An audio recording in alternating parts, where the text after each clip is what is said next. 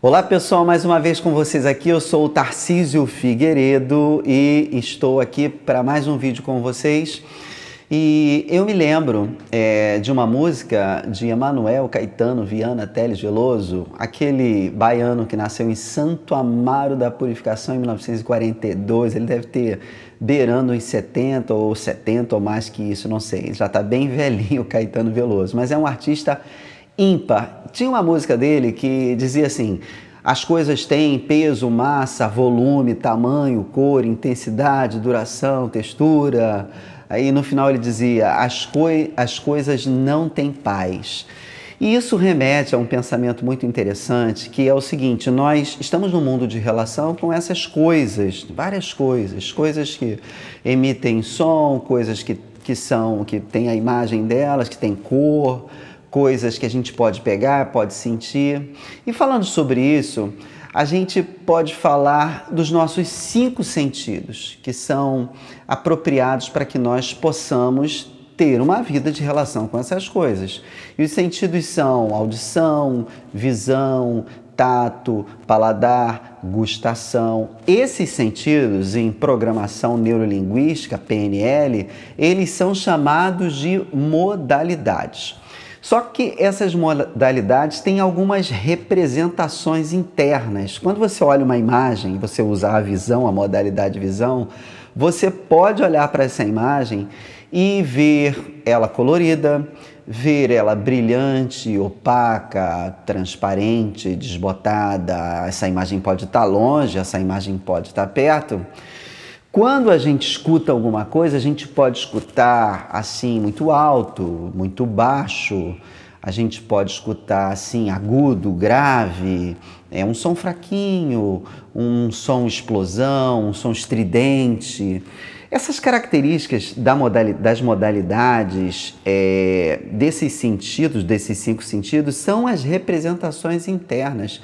A gente também tem o tato, que a gente pode achar uma coisa macia, uma coisa meio áspera, a gente pode achar meio pesado. Então, isso é tato. Também a gente pode ir num restaurante, provar uma comida e falar: essa comida está azeda, essa comida está sem sal, essa comida ela é ácida, ela é amarga, né? Isso que eu estou tomando é meio amargo. Todas essas representações ligadas aos sentidos são as submodalidades.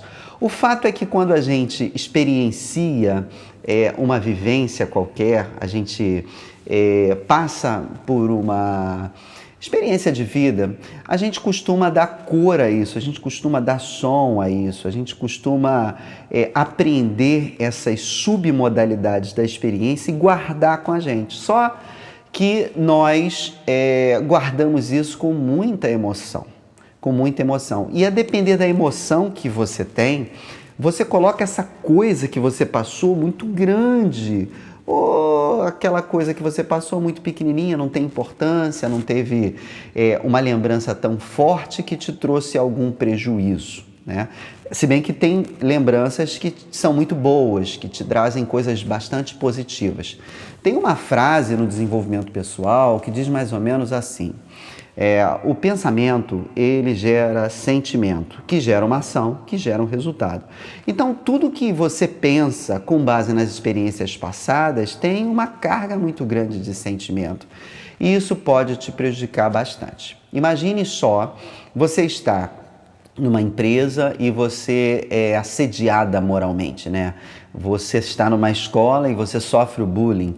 Então, aquela experiência é uma experiência muito negativa. E isso fica no seu subconsciente, no seu inconsciente, de vez em quando ele eclode. E aí você passa por um período de ansiedade, uma bipolaridade, um desequilíbrio emocional por conta de lembranças dessa experiência.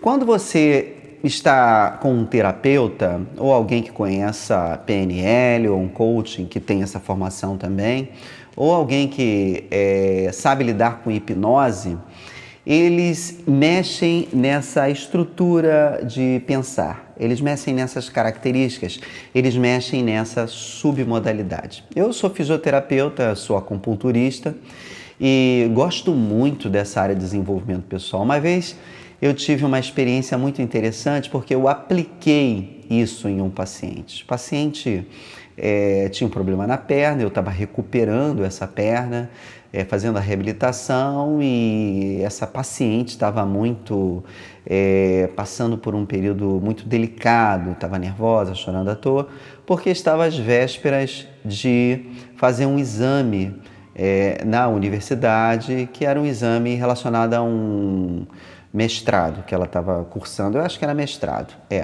E aí tinha um examinador muito brabo, ela teve experiências muito ruins com esse examinador. Então ela estava muito nervosa de enfrentar, porque era uma pessoa que fazia um certo escândalo e tal, e constrangia. Então imagine, essas submodalidades das experiências passadas invadiu o cérebro dela, e ela estava vendo aquele examinador como um monstro, como uma pessoa muito grande, uma pessoa grossa, que ia machucá-la, que ia envergonhá-la. Ela pode ter dado cor a isso, ela pode ter dado volume, intensidade, ela pode ter comparado ele a uma pessoa muito violenta. Olha o que o pensamento faz. Trabalha todas essas submodalidades, que são representações internas do sentido, e faz a experiência ficar grande demais. O que eu fiz com ela? Eu induzi ela a um transe e fiz ela relaxar bastante e pedi para ela imaginar que aquele examinador... Antes eu disse assim, qual é a figura que você mais acha engraçada? Assim, um comediante, por exemplo. Ela pensou e disse assim, olha, tem um comediante muito interessante que é o Zacarias. Toda vez que eu vejo o Zacarias assim, agora ele, claro, já faleceu, mas essas imagens antigas, né, e a época que ela assistia, na época em que ele ainda estava vivo, ela disse que toda vez que assistia ria muito, achava muito engraçada aquela voz dele, ele era baixinho.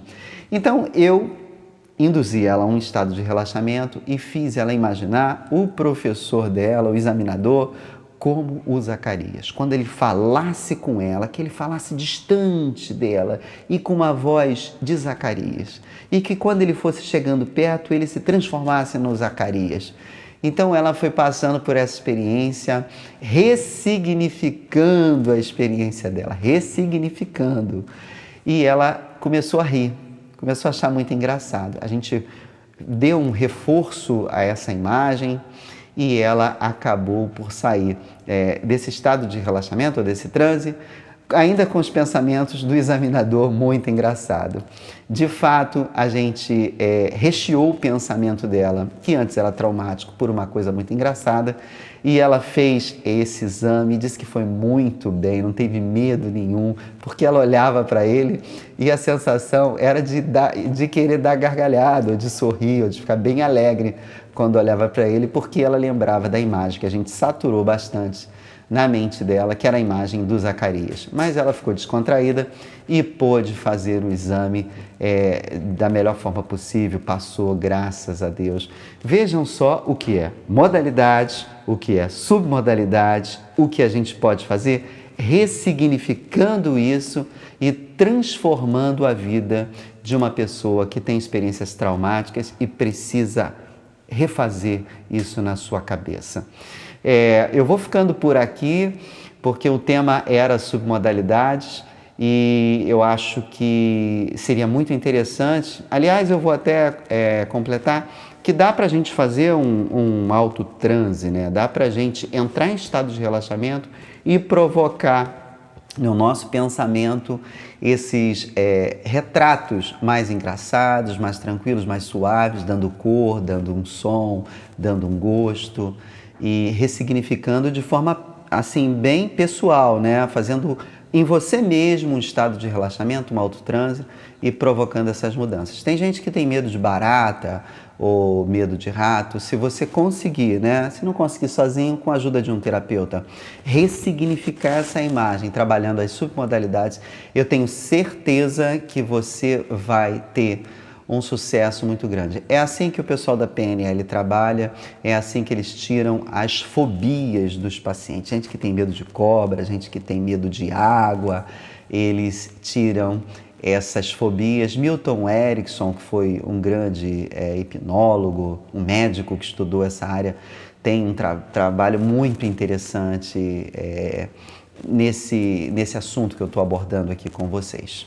Bom, eu vou ficando por aqui, vou pedir que vocês assinem o meu canal, que vocês compartilhem, deem uma curtidinha lá, para que a gente possa continuar animado a fazer esses vídeos para todos vocês. Um beijo e fiquem com Deus. Tchau! Valeu!